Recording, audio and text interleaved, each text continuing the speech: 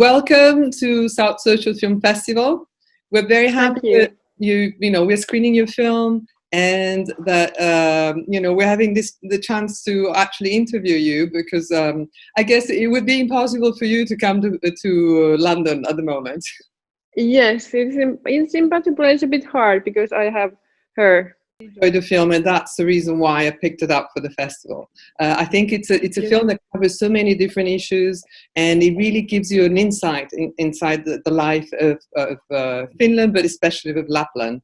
So I just wanted to know, what was your main, how did you start? What was the main idea that brought you to do this film?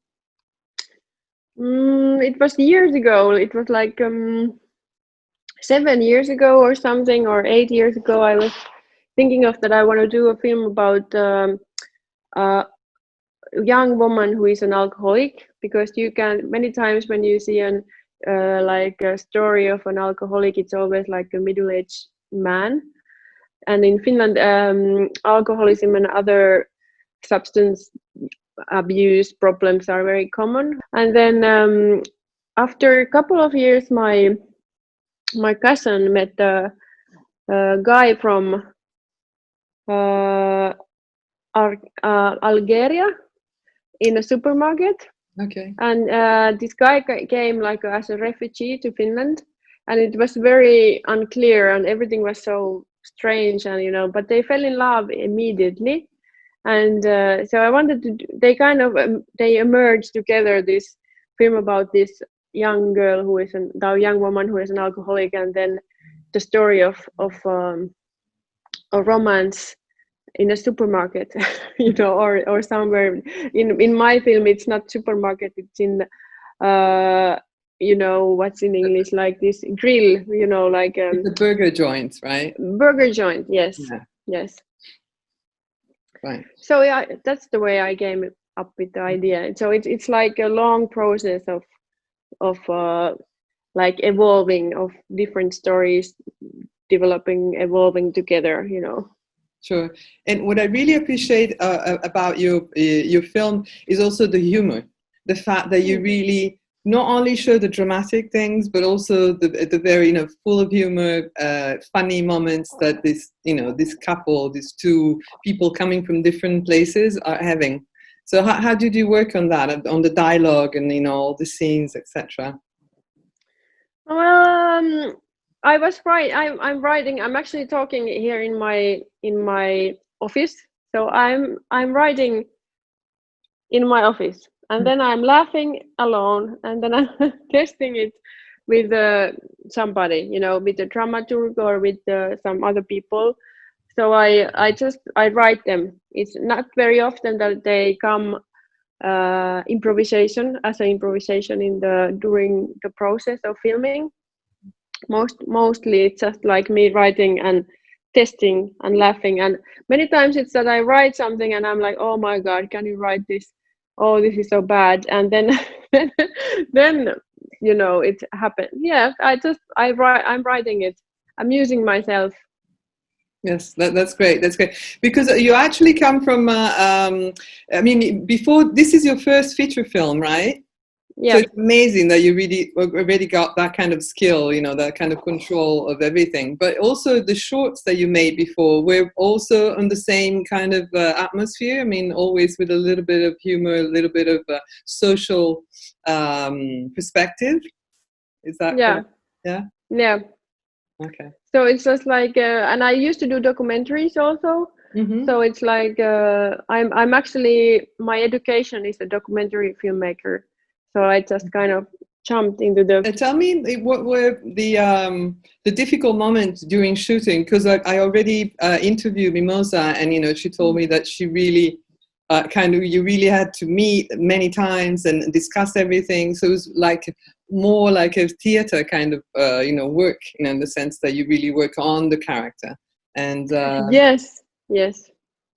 Yeah, we were having like during the filming process, it's like we develop, like I feel like we need to, the character needs to move inside of the actor, that, and start to live inside in the actor or actress.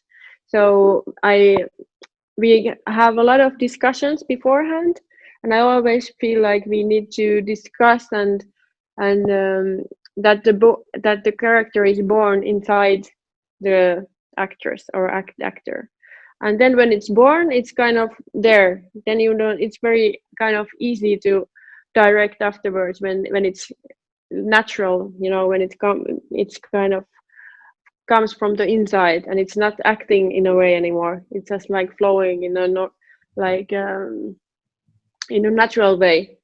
So yeah, but what I mean, I know it's very cold all the time, and she was wearing high heels and everything, so that must have been a bit of a problem during shooting. Yeah, Yeah. you can ask Mimosa also, but yes, it's hard, but it's like the common people are also partying there, so it's like a normal dress code for young women to in the weekend. You know, to even though it's so cold, it's like it's normal. Can you please explain a bit more about what's going on in your country or in Lapland, and what the situation is really? Yes, with alcoholism, it's like people are using more drugs these days, like more chemicals and more. It's not like a traditional alcoholism. It's like it's there, but it's more like cocaine and all these like chemical substances are coming more. So they are trending now more, but there are still this like in Lapland. It's like there are a lot of these like traditional alcoholics, also young women. So it's a big problem in Finland still. It's like it's not that big problem than when I was a child, like 30 years ago. But it's still it's like it's there. Yeah, but it's a. I'm not a sociologist, that I could say give you a lecture about differences between alcohol consumption in Finland, between different tribes and different regions. But I guess it's my experience is that if you take the eastern side and the northern side of Finland or north part, alcohol consumption is it's much more bigger and bigger problem than in the southern or in the western. But it's still there is a problem. But it's like just slightly less. Okay. Yeah. I understand. No, it's very interesting. And yeah, and the other question is about the refugees. I know that in Finland, you just had a big flow of refugees. Well, I guess it's the same like in every European country. So it's like the flow is not. They stopped the flow in Turkey, so it's not. We don't have those thousands of people coming in every day. But actually, I started to film before the migration started to be that in that big scale. So I don't actually know what's the definite situation now, how much people are coming or how, but I think it's like it's the same than everywhere, that it's like I hope we could get into the integration part of this phase, that there wouldn't be so big issue, that people are migrating. People have always been migrating in different directions, so it's just how do we learn to live together? I think that's the question. And how do we just like that it becomes normal, it's not that there is not that big fuss about it, Yeah, I think we all can understand each other. Of course, there are cultural differences, and people. But I feel like my experience that people can find each other, and love that, like my cousin, love doesn't see any cultural differences. If you're falling in love, you're falling in love, and that nobody can do anything about it. Sure. Yeah, Yeah. that's true everywhere. So I also want to congratulate you for the 7 awards at the Jussi, or UC, Yeah. whatever you call it, the Finnish Oscars. And I'm really impressed. I mean, really. I mean, I felt that the film it really had lots to say, but I guess also your countrymen thought the same.